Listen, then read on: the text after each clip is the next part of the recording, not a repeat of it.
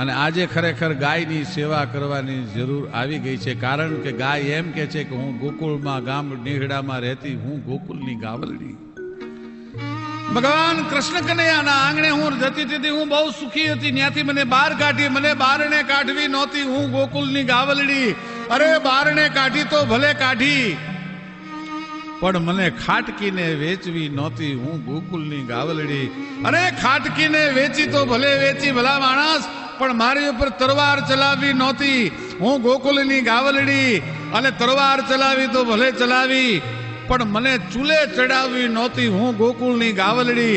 અરે ચૂલે ચડાવી તો ભલે ચડાવી, પણ તારા પેટડામાં નાખવી નહોતી, હું ગોકુળની ગાવલડી.